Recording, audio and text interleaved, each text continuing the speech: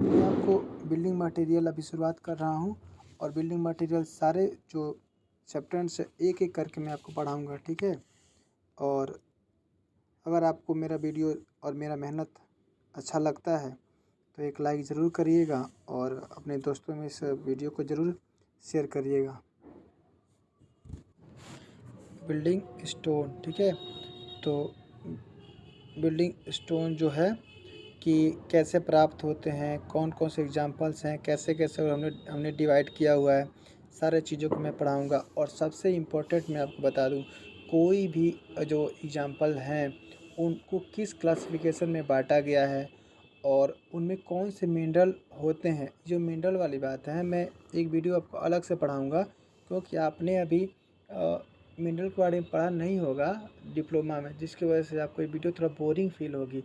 इसीलिए मैं पहले वो पढ़ाऊँगा जो आपने पढ़ रखा है, ठीक है? थोड़ी-सी अगर आपको रॉक के बारे में नॉलेज हो जाए, फिर मैं आपको एक वीडियो अलग से मिनरल के बारे में पढ़ाऊँगा। उसमें ये बताऊँगा कि कौन सी मिनरल किस रॉक की है होती है और उसके जो कठोरता होती है उसे एक मोह स्किल कहते हैं, उसपे कितना होता है, ये सारी चीज़ों को मैं बताऊँगा। आप टेंशन ना लीजिए, हर चीज़ समझाऊँगा और हर चीज़ बताऊँगा, ठीक है? और यहाँ पे देखिए कि बिल्डिंग स्टोन, ठीक है? तो ये जो बिल्डिंग स्टोन है, ये हम रॉक के द्वारा प्राप्त करते हैं, ठीक है? तो अब अगला क्वेश्चन है कि रॉक कैसे मिलता है भाई? तो देखिए जो रॉक होता है, रॉक का एक सबसे मेन कारण क्या होता है कि जो ये वोल्केनो जो होते हैं, वोल्केनो के अंदर जो है बहुत ही अधिक मात्रा में जो है टेम्परेचर होता है। जब हम नीचे धीरे-धीरे क्या होता है कि बढ़ते जाते हैं, तो अब देखिए मैंने लिखा हुआ है यहाँ पे कि 32 मीटर नीचे जाने पर 1 डिग्री टेम्परेचर क्या होता है, बढ़ जाता है। और इस तरह से आप जब पृथ्वी के बहुत ही नीचे चले जाते हो तो बहुत ही टेम्परेचर हाई हो जाता है। आप फिगर में साफ देखिए, इस फिगर में कितना कितना लाल यहाँ पे लावा दिखाई दे रहा है। इसे हम लोग मैग्मा इंग्लिश में बोलते हैं। कितना हीट है भाई। यही जो लावा है वो धरती पे तो धरती के अंदर जम करके हमारी रॉक का फॉर्मेशन करता है, ठीक है? तो हम वन बाय वन पढ़ेंगे गौर से। तो देखिए यहाँ पे हम मिनरल, अभी मैंने आपको मिनरल के बारे में एक संक्षिप्त विवरण दिया है। तो देखिए, जो सबसे पहले हम बाँटते हैं कि जो रॉक होते हैं उनको मिनरल के आधार पे बाँटते हैं। मिनरल के आधार पे 2 प्रकार से बाँट देते हैं, जैसे कि एक होता है मोनो मिनरलिक। यहाँ पे मोनो जो है, मोनो कट गया है, आप मोनो जोड़ लीजिएगा। मोनो मिनरलिक रॉक, मोनो का मतलब आप जानते हैं कितना होता है, 1। तो मोनो मिनरलिक रॉक का मतलब एक जिस रॉक में ओनली एक प्रकार के मिनरल पाया जाता है उसे हम लोग मोनो मिनरलिक क्या कहते हैं, रॉक कहते हैं। इसके एग्जांपल आप देख लीजिए, magnesite, pure gypsum, pure sandstone और प्योर लाइमस्टोन, ये चारों एग्जांपल्स हैं। अब मैंने प्योर पी जो है, ये मैंने पी लगाया हुआ है, पी कट गया, आप पी क्या करेगा लिख लीजिएगा इसमें, ठीक है?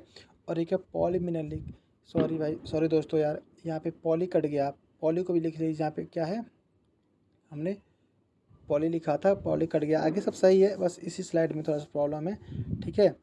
तो और ये इसका एग्जांपल क्या है, ग्रेनाइट, बेसाल्ट, प्यूमाइस। और जो पॉलीमिनलिक रॉक होता है उसमें मतलब कि बहुत से मिनरल पाए जाते हैं, तरह के मिनरल पाए जाते हैं। मिनरल के मैं बारे में बताऊंगा, बहुत से मिनरल के बारे में बताऊंगा और बहुत से मिनरल का नाम बताऊंगा जो आप सुने भी ना होंगे और आपको अच्छा लगेगा पढ़ कर के। वो भी इम्पोर्टेंट है एग्जाम के लिए, ठीक है? और सारे एग्जाम्पल, सारे जो मिनरल हैं उसके जो हार्डनेस क्या है, उसकी प्रॉपर्टीज़ क्या हैं, कई प्रॉपर्टीज़ भी होती हैं उनके मिनरल्स के, और वो भी आपको बताऊंगा, ठीक है? और देखिए यहाँ पे मैग्मा वर्ड भी मैंने समझाया था कि मैग्मा ही एक रीजन है जो आग्नेय चट्टानें इग्नियस रॉक बनाता है। और इग्नियस रॉक क्या है अभी बताऊंगा आपको आगे, थोड़ा सा सब्र करिए।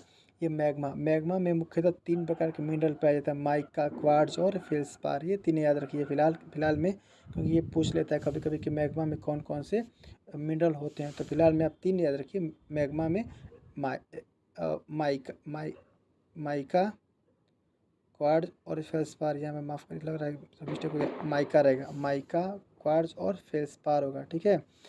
और आगे बढ़ते देखते हैं।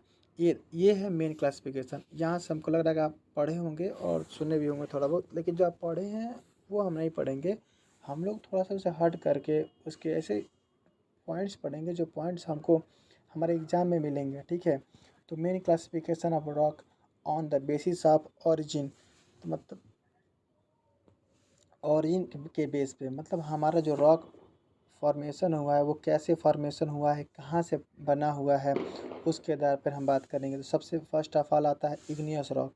तो देखिए ये आता है इग्नियस रॉक। तो इग्नियस रॉक्स वे रॉक्स होते हैं जो हमें मैग्मा के द्वारा बनते हुए, मैग्मा के द्वारा प्राप्त होते हैं।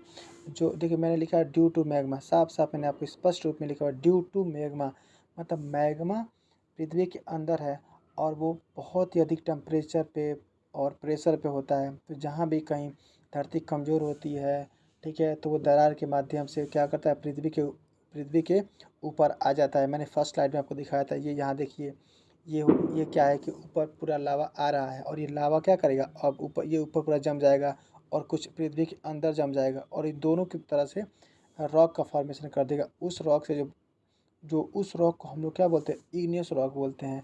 तो मैंने अभी दो बात बताई आपको, मैंने दो बात क्या बताई कि एक इस सरफेस के ऊपर जमता है और एक सरफेस के नीचे जमता है। तो सरफेस के ऊपर जमने वाले को हम लोग बोलते हैं एक्सट्रूसिव रॉक, ठीक है। रुकिए मैं इसको मिटा दूँ, थोड़ा साफ दिखाई देगा आपको, ठीक है। तो जो सरफेस के ऊपर जमने वाले को बोलते हैं हम लोग क्या, एक्सट्रूसिव रॉक, वोल्केनो रॉक या इफ्यूजिव रॉक। अब मैंने यहाँ पे लिखा है ऑन द सरफेस, मतलब इस सरफेस पे जो रॉक बनते हैं उसे हम लोग extrusive rock, volcano rock, effusive rock कहते हैं। इस फिगर को देखिए, गौर से देखिए, ये आपका सरफेस है, ठीक है। इस सरफेस मैंने बनाया हुआ है और सरफेस के ऊपर जमने वाले रॉक को हम लोग का इरप्टिव रॉक कहते हैं। और ये और सरफेस हमने दिखा दिया आपको, आसानी से आपको समझ में आएगा। ये फिगर आप दिमाग में रखिएगा तो ये आप नहीं भूलेंगे। और इसके एग्जांपल्स, हाँ सबसे इम्पोर्टेंट, ये इम्पोर्टेंट है, ये सबसे इम्पोर्टेंट है, आप इस चीज़ को याद रखिए क्योंकि इम्पोर्टेंट एग्जांपल ही हैं, क्योंकि एग्जांपल ही पूछे जाएंगे मैक्सिमम तौर पे। देखिए बेसाल्ट हो गया, ट्रैप हो गया, प्यूमाइस हो गया, स्कोरिया हो गया, एंडेसाइट हो गया, रायोलाइट हो गया, फेल्साइट हो गया, ऑब्सिडियन हो गया। तो इन सारे अब एग्जांपल्स को आप रट लीजिए, लिख लीजिए नोट्स में, ठीक है। और ये मैंने अलग से प्यूमाइस लिखा हुआ है। प्यूमाइस मैंने अलग से इसलिए लिखा क्योंकि प्यूमाइस के से संबंधित कुछ क्वेश्चंस आपको देखने को मिलेंगे। जैसे कि प्यूमाइस एक लाइट वेटेड एग्रीगेट होता है, मतलब लाइट वेट वाला एक स्टोन होता है।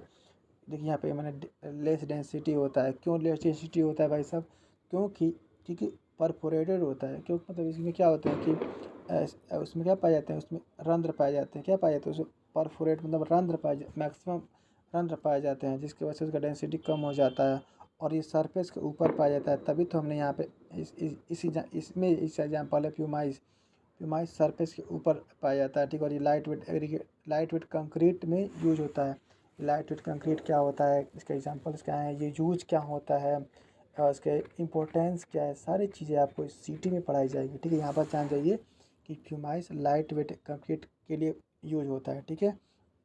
अब इंट्रूसिव रॉक, मतलब जो रॉक सरफेस के नीचे बनते हैं उन्हें हम इंट्रूसिव रॉक बोलते हैं, बिलो दी सरफेस। और ये भी दो प्रकार से होते हैं, ठीक है।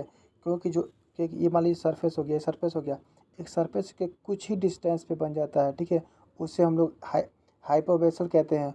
और कुछ जो होता है कि पृथ्वी के बहुत ही नीचे जाकर जमते हैं, ठीक है। जैसे मान लीजिए ये लावा हो गया, ये रुकिए मैं इसको मिटा दूँ, थोड़ा सा अच्छा दिखेगा। तो ये आपका मान लीजिए, ये आपका वोल्केनो है, ठीक है। वोल्केनो ये सरफेस है, तो कुछ मान लीजिए यहाँ जम गया कुछ, लेकिन कुछ मान लीजिए यहाँ जम गया बहुत ही नीचे। तो ऊपर ये और एक ये, तो इस तरह से आपको दो दो प्रकार से ये इंट्रूसिव भी बढ़ जाता है।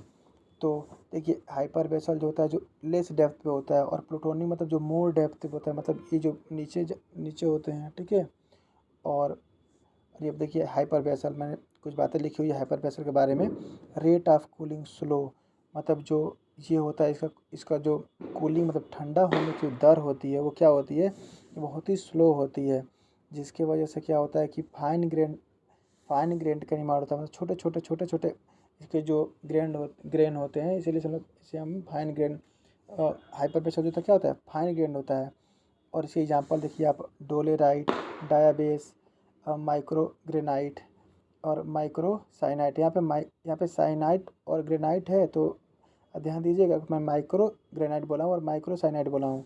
और आगे आपको मिलेगा ग्रेनाइट और साइनाइड भी मिलेगा, ठीक है। अब जो ये हाइपर बेसल होता है, आप इसको आप मारोगे तो इसका साउंड कैसे निकलेगा, इसका जो म्यूजिक टाइप का साउंड निकलेगा, इसीलिए इसको हम लोग रिंगिंग रॉक भी कहते हैं, ठीक है। देखिए प्लूटोनिक रॉक, जो प्लूटोनिक रॉक कौन रॉक, जो रॉक बहुत ही नीचे, देखिए यहाँ पे जो हाइपर बेसल होता है ये लेस डेप्थ होता है, जो प्लूटोनिक होता है ये मोर डेप्थ होता है। ये प्लूटोनिक जो होता है जो अधिक गहराई पे पाया जाता है उसे हम लोग प्लूटोनिक रॉक बोलते हैं। ये दोनों इग्नियस रॉक के, देखिए इग्नियस रॉक के क्लासिफिकेशन में इंट्रूसिव के क्लासिफिकेशन के अंतर्गत ये दोनों आ रहे हैं, ठीक है। तो इस तरह से आप देखिए इग्नियस रॉक दो भाग में बटा, एक्सट्रूसिव, इंट्रूसिव। तो इंट्रूसिव भी दो भाग में बटा, हाइपरबेसल और प्लूटोनिक। तो ये प्लूटोनिक हम लोग ये प्लूटोनिक पढ़ रहे हैं, ठीक है। प्लूटोनिक के rate of cooling very fast होता है और ये बहुत ही अधिक होने की वजह से क्या होता है, कोर्स ग्रेन मतलब बड़े बड़े ग्रेन होते हैं। ऐसे समझ लीजिए जो इंसान फास्ट चलता है, फास्ट लाइफ में काम करता है, बहुत फास्ट होता है, वो बहुत बड़ा आदमी बन जाता है, बड़ा बन जाता है, ऐसे याद रख सकते हैं, बड़ा बन जाता है। मतलब ये जो फास्ट फास्ट कूलिंग होता है वो उससे ग्रेन कैसे होते हैं, बड़े बड़े होते हैं। इसके एग्जांपल देख लीजिए, इसके एग्जांपल आपका ग्रेनाइट हो गया, साइनाइट हो गया, गेब्रो हो गया, डायराइट हो गया, पिग्नेटाइट हो गया, पेरिडोटाइट हो गया। अभी मैंने बताया था कि साइनाइट और ग्रेनाइट, ध्यान दीजिए वहाँ पे माइक्रो ग्रेनाइट और माइक्रो साइनाइट था, ठीक है। ये बात को याद रखिएगा। देखिए अकॉर्डिंग टू सिलिका, हाँ यहाँ पे मैं आपको बात समझाऊंगा एक बात। इस सिलिका इस बात को नोटिस करिएगा, क्योंकि जो जो ये वोल्केनो होता है ना भाई, वोल्केनो के अंदर बहुत ही ज़्यादा टेम्परेचर इतना होता है कि मैं आपको बता नहीं सकता कितने टेम्परेचर होता है, बहुत मतलब बहुत टेम्परेचर मतलब होता है, ठीक है। तो इसके अंदर जो है कोई भी चीज़ एकदम लिक्विड फॉर्म में आ जाती है, किस फॉर्म में आ जाती है, किस फॉर्म में, लिक्विड फॉर्म में आ जाती है, किस फॉर्म में, लिक्विड फॉर्म में आ जाती है। तो जिसकी वजह से जो और भी जो मिनरल हैं वो क्या होते हैं, और तत्व जो होते हैं वो एकदम उसका सर्वाइव नहीं कर पाते हैं, वो जल कर राख हो जाते हैं। लेकिन जो सिलिका होता है वो क्या होता है, सेफ हो जाता है, बचा रह जाता है।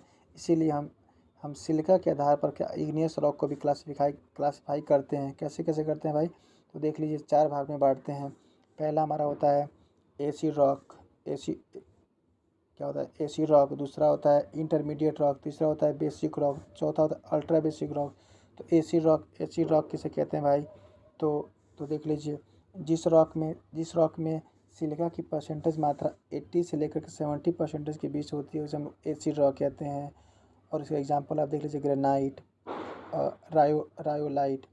और बेसिक रॉक कौन से, इंटरमीडिएट रॉक कौन से रॉक होते हैं, इंटरमीडिएट रॉक मतलब ये सेकंड वाला, माफ़ करिएगा सॉरी, कहाँ भाई क्यों चला गया, ये इंटरमीडिएट रॉक वे रॉक होते हैं जिनमें सिलिका की मात्रा 60 से 70% के बीच होता है, ठीक है। ये साइनाइट हो गया, एंडेसाइट हो गया। और थर्ड वाला क्या है, ये थर्ड आपका बेसिक रॉक, मतलब जिसमें सिलिका की मात्रा 45 से 60% के बीच होती है उसे हम लोग बेसिक रॉक के अंतर्गत लेते हैं। और इसका जो एग्जाम्पल हो गया क्या हो गया, gabbro, some varieties of dolerite, ठीक है। और चौथा एंड लास्ट हो गया अल्ट्रा बेसिक, जिसका 30 और 45 के बीच होता है उसे हम लोग क्या बोलते हैं, अल्ट्रा बेसिक। और इसके एग्जांपल पेरिडोटाइट हो गया, सम वेराइटीज़ ऑफ डोलेराइट हो गया, एंड बेसाल्ट हो गया, ठीक है। और आगे कुछ इंपॉर्टेंट पॉइंट्स हमने लिख रखे हैं। देखिए बस ये पॉइंट ध्यान रखिए कि फेल्सिस मतलब फेल्सपार और सिलिका मिल करके बने होते हैं, इसे हम लोग फेल्सिस बोल देते हैं। नाम पढ़ लीजिए, फेल और सीस मतलब फेल्सपार और सिलिका, इसे आप यहाँ याद रख लीजिए। फेल्सिस मतलब फेल्सपार और सिलिका से मिलकर के जो बनता है उसे हम लोग फेल्सिस कहते हैं, ठीक है। और यहाँ पे फेल्सिस रॉक वे रॉक होते हैं जिसमें सिलिका 75% से ऊपर होता है, 75% से क्या होता है, ऊपर होता है, उसे हम लोग क्या कहते हैं, फेल्सिक रॉक कहते हैं, ठीक है। और जिसमें सिलिका की मात्रा 45% से नीचे होती है, 65% से ऊपर होती है फेल्सिक रॉक में, और 45% से नीचे होती है मैफिक रॉक में, ठीक है। इस तरह से हमारा आज का वीडियो यही समाप्त होता है दोस्तों। मैं आशा करता हूँ कि मैंने जितना भी आपको समझाया हुआ है आपको समझ में आया होगा, और आपको अगर समझ में आता होगा तो इसे लाइक कर सकते हैं और अपने दोस्तों को शेयर कर सकते हैं। अगर नहीं आता है तो कोई बात ही नहीं है, बट फिर भी मैं इतना बता दूँ कि जितने मैंने एग्जांपल्स बताए हुए हैं उसको आप याद कर लीजिएगा, आपके लिए बहुत ही बेनिफिशियल होगा। और जो मैंने अभी बताया कि मिनरल के बारे में समझाऊँगा, ठीक है। और इसके बाद सेडिमेंट्री रॉक आएगा, फिर आपका मेटामॉर्फिक रॉक आएगा। मेटामॉर्फिक रॉक भी 2 प्रकार से बँटेगा, ठीक है। और फिर आपका स्ट्रक्चर के आधार पे क्लासिफिकेशन होता है रॉक का, वो आपको बताऊंगा, ठीक है। उनके एग्जांपल क्या क्या होते हैं वो बताऊंगा, ठीक है। और उसके बाद हम पढ़ेंगे कि जो रॉक निकालने के तरीके क्या होता है, जैसे कि क्वायरी हो गया, क्वायरी के अंतर्गत बहुत से टर्म आएंगे, क्वायरी शेप आएगा, बहुत से टर्म आएंगे, ब्लास्टिंग पाउडर आएगा, मतलब बहुत से टर्म आएंगे। टर्म को समझाते हुए पढ़ाते हुए मैं आपको आगे बढ़ते चला जाऊँगा। उसके बाद से बिल्डिंग के जो कौन कौन से इस पर इसके टेस्ट होते हैं, उस टेस्ट को पढ़ाऊँगा, उसके डाटा बताऊँगा, ठीक है। और उसके बाद से हम लोग आगे बढ़ते जाएंगे और इस तरह से हम बिल्डिंग पहले स्टोन ख़त्म करेंगे, स्टोन के बाद हम ब्रिक के बारे में बात करेंगे, फिर सीमेंट हो जाएगा, फिर आपका लाइम हो गया। कलम इधर उधर मैं लेके चल सकता हूँ, बट सारे चीज़ों को मैं कवर करते हुए आपको ले चलूँगा और ऐसे ही पीपीटी के माध्यम से आपको पढ़ाऊँगा और एकदम इफेक्टिव तरीके से पढ़ाऊँगा, नो बकैती नो बकवास। और क्योंकि आप देख रहे हैं कि एसएससी जेईई अब जो मेंस पेपर है वो भी क्या कर दिया, ऑब्जेक्टिव कर दिया। अब वहाँ भी आप बकवास नहीं कर सकते, उल्टा पुल्टा चीज़ें नहीं लिख कर आ सकते। अब सीधे सीधे ऑब्जेक्टिव हो गया, और ऑब्जेक्टिव सही है तो बात बनेगी, ऑब्जेक्टिव गलत है तो बात नहीं बनेगी। तो इस तरह से सीधे सीधे फैक्ट पढ़िए। अभी फर्स्ट वीडियो मेरा है तो मैं इतना ही कर रहा हूँ। अगर अभी अब जो और भी थोड़ा अच्छा लगेगा मुझे, अगर रिस्पॉन्स मिलेगा आप लोग तरफ से अच्छा, तो मैं वीडियो बनाऊँगा और और मैं 10 20 या 50 ऑब्जेक्टिव भी कराऊंगा अपने हर वीडियो के अंतिम में, ताकि आपको ऐसा फील हो, ऐसा लगे कि हमने जो पढ़ाया हुआ है वो सच में इम्पोर्टेंस रखता है और वो बहुत ही यूज़फुल होगा आप लोग के। थैंक यू दोस्तों।